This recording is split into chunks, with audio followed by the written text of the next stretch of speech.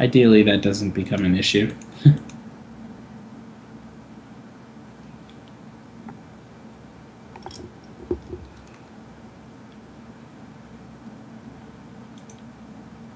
All right, and we got the restart going now. Yeah, and it looks like Necrophia is choosing to draw. Is that what I saw? That would be. No, it should be play. Made the first mulligan decision. Yeah, maybe. Okay. Not sure. Just thought I misread it wrong.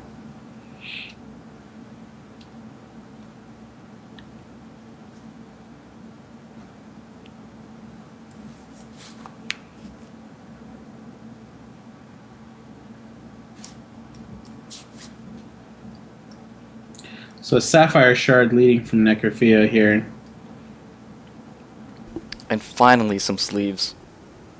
Finally, both players playing sleeves. Yeah.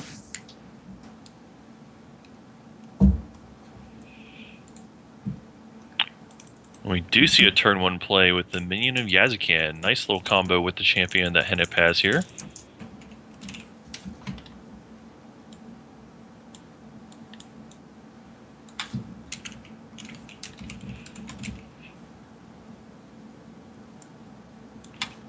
Yep.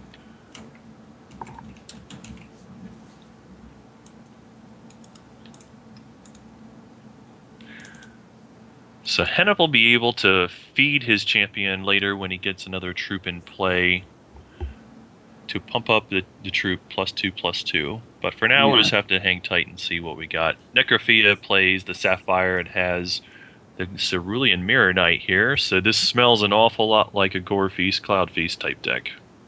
Yeah. I mean, it was pretty safe to assume that just based off the original, like, just the champion is Just such an the indication. Like, you don't... Yeah. It's so hard to see Poké in anything else, either. So, either way, I think you probably swing... Yeah, you do swing with Minion of Yakuzan here. I think I would have chosen to swing with Minion of Yakuzan. I know this seems really silly. I think I would have chosen to swing with it prior to playing the Tunnel Troop there. I think it's just a little bit of a difference in play. Now that I think about it, though, it does pump up the Wakazashi, so maybe I'm wrong. You could have played it either way. You could have chosen to swing with Minion, and I don't think he'd have blocked. Well, yeah, since we know what it is, yes, that was a good way to do that. Yeah. No, that clearly was a better play. I was trying to... I don't know. I thought about it wrong, I suppose. So the Cerulean Mirror Knight will get in for 1 point of damage here. We see the Storm Cloud. We have to wonder if Necrophia is going to be greedy enough to leave the Storm Cloud on the board, but it is inspired by that Cerulean Mentalist here. So Cerulean Mirror Knight, not Mentalist.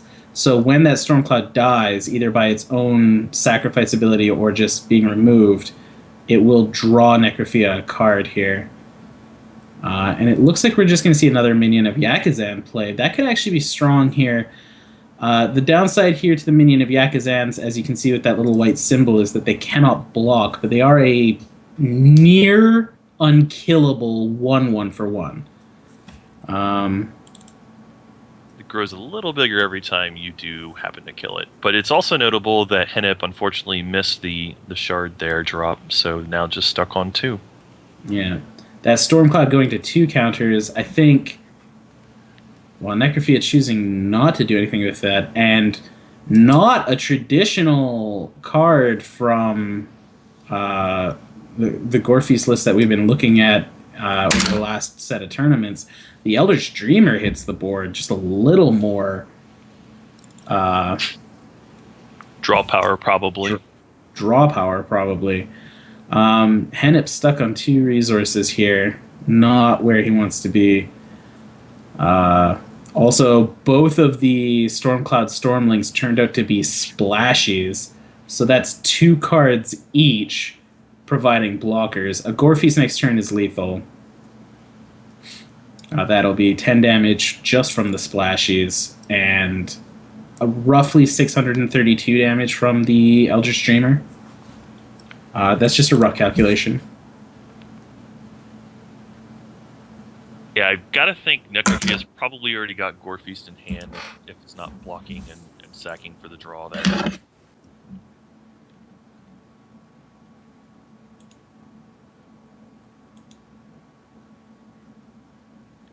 Now here comes the polka. Even if it's not Gore Feast, yeah, well, it is. That's a quick round. Yep.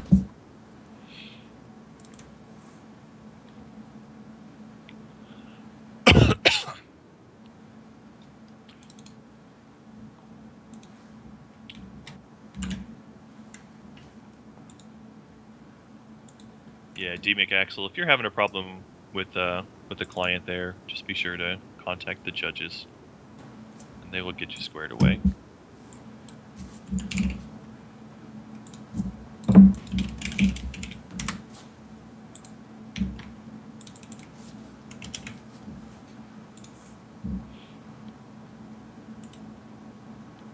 I see your problem. You can't log into the game.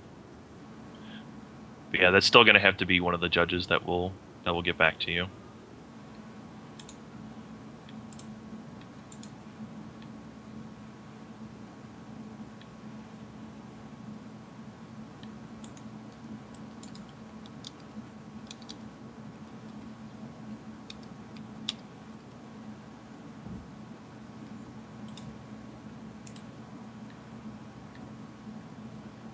Okay, we see Henip going into reserves here, making a few changes. Don't want to say anything too much about it. Just as a heads up, just to remind everyone, our judges aren't watching the Twitch chat as much as they are watching in-game chat, so an in-game message will obviously work for them better.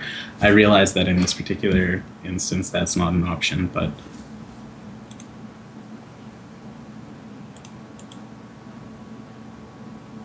So game 2 starts up here. That hand being drawn out now. I can't imagine that if you're playing against, playing against a poker player that you don't choose to go first, even if it's not normally where you'd want to be. So let's see what hits the board here. Looks like a wild shard. So not only was Henip missing shards last game, he was in fact missing an entire threshold. That'll slow down a deck really quickly there.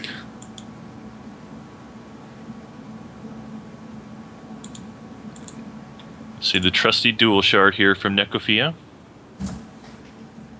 Getting the Sapphire this time, passing it back.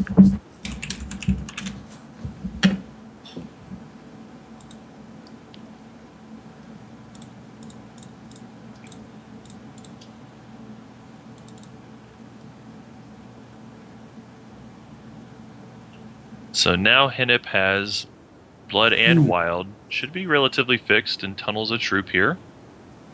Yeah, puts that down onto the board there. Then it's kind of interesting that because we're streaming him and he's streaming us, that he's streaming us, streaming him, is streaming us. Like you can follow that little infinite loop down in the corner there. It's just kind of weird. So on turn 2, we see a tunnel troop from Necrophia. So that could be any number of things. It's likely that is either a scrap tech or a subterranean spy. It's 100% certainly not a Fishersmith. That is not a legal card. Yeah, exactly.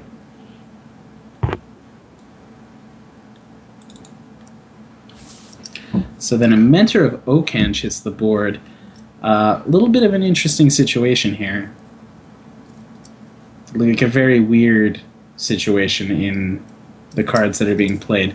When that Mentor of the Oakhenge dies, the card itself transforms into an Oakhenge ceremony.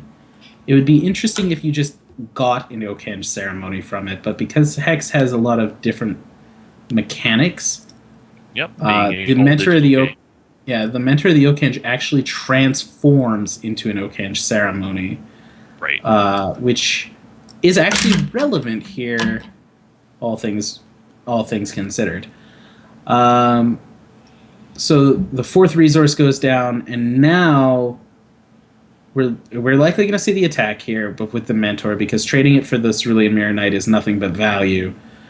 So we'll Yeah, see if there's no way it's Necrophia blocking blocks. It doesn't.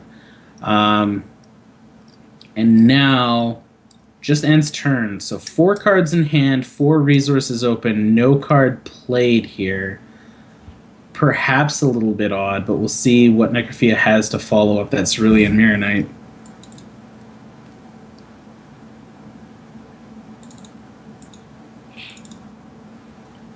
Let's see another dual shard here. So Necrophia should be fully fixed, and we see the Buccaneer to put the Mentor back into Henip's hand here. Also, for what little it's worth, if that was a Subterranean Spy, that would have surfaced this turn, so it's at least worth noting that it isn't. Also, kind of interestingly here, we see the Poke Charge Power played that will draw another card for Necrophia when the Blaze Elemental goes to the graveyard at the end of the turn, and it will push through 4 damage, but it's surely not as powerful as just a legitimate Gorefeast turn would. So that's a pretty strong suggestion that the Gorefeast isn't in hand. Right. So there's a 5th shard, not hitting any double wild thresholds here, which can be relevant given all of the double wild cards that you might be wanting to play in this style of deck, including like a Master Moss or a Master Moss, sometimes a Master Moss. But now we know that the Mentor's back in hand because that got bounced back, and Henip's pausing here, considering the options. Decides to go with Dishonorable Death. And that Dishonorable Death will void away and also get rid of a Time Ripple that happened to be in Necrophia's hand at the time. Yeah. They both share a cost, and that's pretty good value there. It is pretty good value there. Obviously, it's better used on something like the Royal Falconer because then you have the potential of removing anything further. Also, like in this particular instance, I think that would also mean like you'd be getting rid of Dreamers, you'd be getting rid of Gorefeast. Right. Yeah, four drop's usually the better one to get rid of if you have the option. Kind of a tough choice there between 3 and 2 on that note. Yeah. So here comes the Scrap Tech Brawler. It pops up. Gives 3 extra resources to Necrophia for the turn. A Gorefeast is not lethal here. Army of the Arcane Cinder. That's going to be very brutal there. So that 6 cost constant, double ruby threshold, simply reads that whenever a troop on your side of the board dies, add a Cinder counter to it. And then at the start of your turn, for every Cinder counter on it, you will create a 2/1 must attack speed troop. So it will slowly get out of hand because even if your opponent can block those speed 2/1s, they will die and then continue to create more and more and more and more and more until you are overwhelmed by a bunch of flickering embers. Kind of odd there. I suppose that is correct. Not that it mattered, but the counter stays on. I never really thought about that. If it goes back to hand, the counter stays there. Yeah, it never was in play for it to be removed. Yep. Yeah, no, I mean, it's exactly how it works. It's just, it's for some reason acted odd to me. So, using Benoshi's power there, Henip is going to create a 5/5 Rage 2 Monsoon, and now has to make the difficult decision of swinging or not. And I think in this position, it might even be safe for Necrophia to throw both of those troops in front of Monsoon here. Looks like that's not going to be the choice, but might have done it just to create 2 counters. But that might have been the wrong play. It depends on what's in his hand. That Buccaneer was inspired by the Mirror Knight, so there's a card drawn. That's the last of the Mirror Knight's inspirations that's going to have to matter here. Yeah, I think it just depends on whether you have more ways to keep preventing the damage from the Monsoon. If you don't have a lot of troops back that you can still continue blocking, then maybe you do go ahead and just block with the 1 troop there. Because certainly it would be tough to remove completely the 7/5 monsoon. Yeah.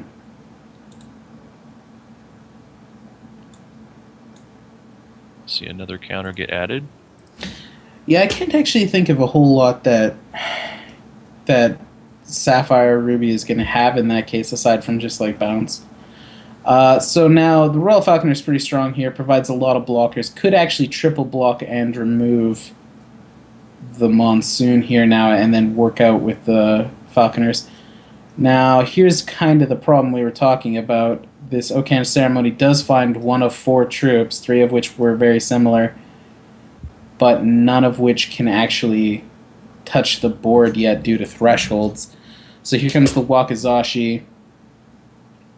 That will get rid of the Falconer, but once again, as is the eternal struggle against Gorefeast, that action still wins the game next turn because there won't be enough to block for Henip here. Yeah, even without Gorefeast, Henip's in some trouble here because the counters are just going to keep piling counters up. Yeah, on the army of the Arcane Sender. It's really, really good reserves card here for this matchup. I mean, Henip's very, very quickly losing control of this game. Even something like an Extinction would still leave Henip really, really far behind and just losing. Yeah, there's the board just being developed with another Royal Falconer.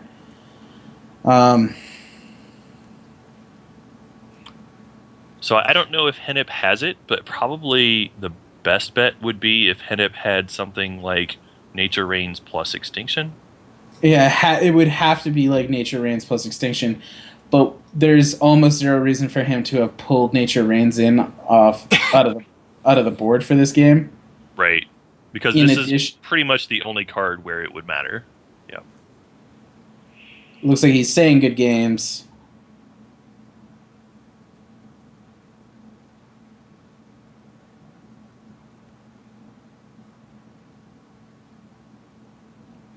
I don't disagree with what he's typing right now.